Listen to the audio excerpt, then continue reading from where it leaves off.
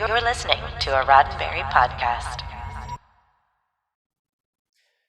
Hey, welcome back to Engage. I'm John. And I'm Norm. And just to catch you up on what we do here at Mission Log Engage, we read your comments that you send into us, and then we deliberate and engage and discuss and make sure that at the end, John and I look like $1,000,000.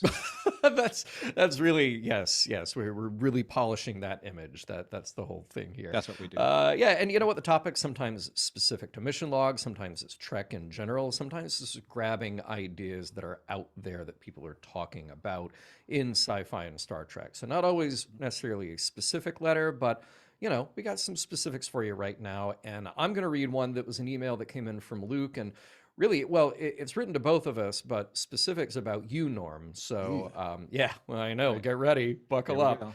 All right. Hi, John and Norm. Longtime listener, one-time emailer. Well, I hope this isn't the only time, but thank you, Luke.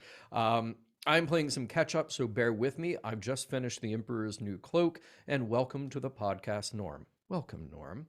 Thank you. He says, you nailed it when you said that this episode was going back to the well. I totally agree, and I fully expect to hear this statement more and more as we progress into Enterprise, the reboots, Discovery, and Picard. From what I can tell, everything created in the past 20 years is a big, deep draw out of the well, particularly the TOS well. There are exceptions, of course, Season 3 of Enterprise, for example, but every time they release something new, my question is, why are they going back to the well? Norm said that much of this episode seemed like gratuitous fan fiction. My question is, given the immediacy of response and input the fans have in television series these days, could a lot of the modern Trek actually be glorified fan fiction? To this old hat, it would definitely appear to be. Post 9/11, Star Trek became darker and more dystopian.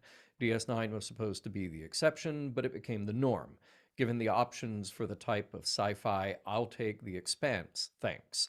I'm not seeing much of it, much in the way of a bold, bright, and inspiring future in Trek these days. Strange New Worlds looks like it might have the goods, but then again, I'm not sure how much is left in the bottom of the well. Cheers, Luke. And that, my friend, was, first of all, a very nice compliment to you. Thank you, Luke. Yeah, appreciate that. Mm-hmm. So, John, and you and I have had this discussion on and offline many, many times. I think we've probably even had, we've referenced this, talking about certain topics on, Deep Space Nine or now even on Voyager. And I think the big question is, if I may answer Luke's question with a question, if somebody has gone to the well for the last 50 years, it's very well possible that that well is starting to look or run dry or become incredibly shallow. Then there's that person that you've asked to go and get some water from the well from the first time. And that well is full and delicious and refreshing and full of content, i.e. water, i.e. stories, i.e. Star Trek. That's the reference point I think that's really, really difficult to balance nowadays. What is going to the well to somebody who's never seen Star Trek before? What is going to the well when, or someone who isn't as indoctrinated with Star Trek as many of us are? I think that that's kind of like where this combination of feeling like there are no more stories to tell versus someone seeing these stories for the very first time are kind of at this weird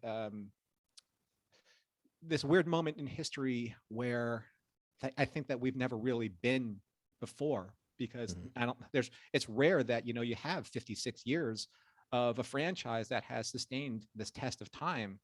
And now it's kind of folding in on itself where things that usually never get a chance to be referenced are being referenced again.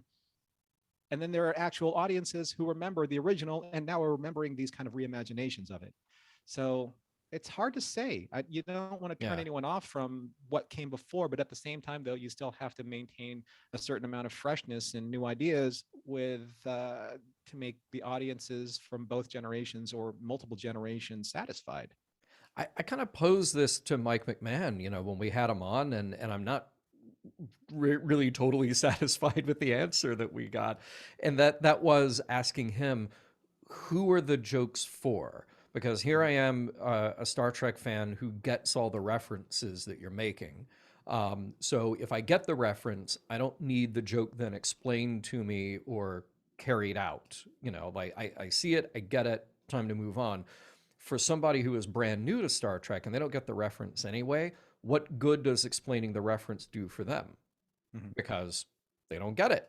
Right. So I and I think that kind of is the problem with anything that is a sequel or an expansion of a universe, and particularly one that carries with it as much content, therefore as much baggage as Star Trek. It's like, all right, if you say uh, Star Trek does time travel too often, but Star Trek 4 was the most universally beloved of those, that originally set of 6 movies.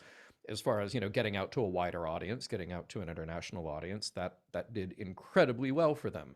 And then you fast forward to where we are now with 2 seasons of Picard under our belts. And there are many fans who say, oh, I didn't care for season 1, but wow, they really nailed it in season 2. Well, with their story, with 7 out of 10 stories taking place in the 21st century. Right. So I don't think it's any one particular thing, because every fan is going to have their own tolerance of how much of the same is too much of the same and how much different is too different. And if you asked 1,000 fans, you get 1,000 different answers on that.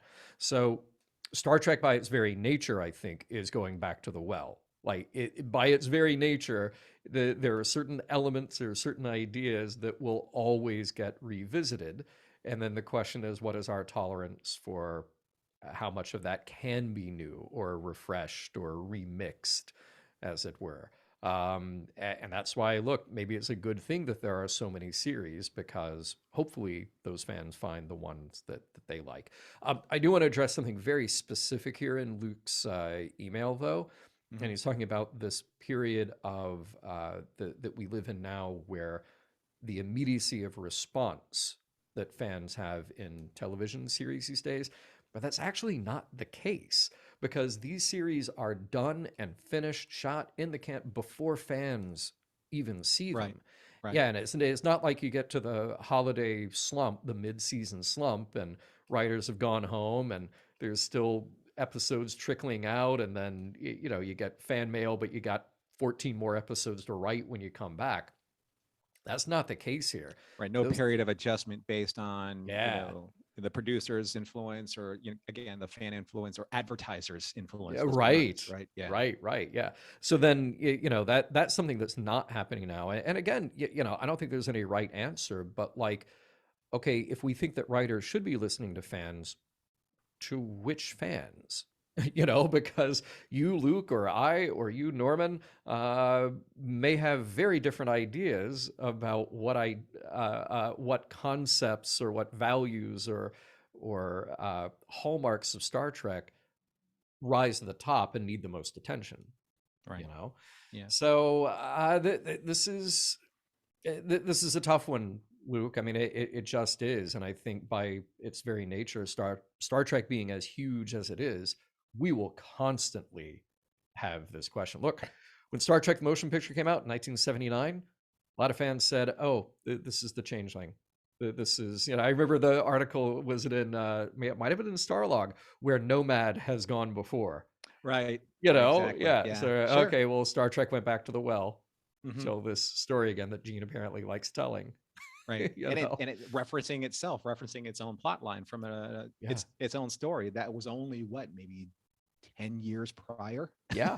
Yeah. Yeah. Right. Exactly. Exactly. So I Yeah. think that, yeah, this is the discussion that is almost kind of like never ending, because it does fold in on itself, and reference itself on occasion, because there's only so much content. There are only so many stories to go around. I think that we can all agree on, though, is that as long as the story makes sense from a storytelling standpoint, as long as there's Mhm. a certain logic that references, and I know I don't want to use that word in a Tuvok kind of way. I don't want to Mhm. logic myself out of my own debate, but Yeah.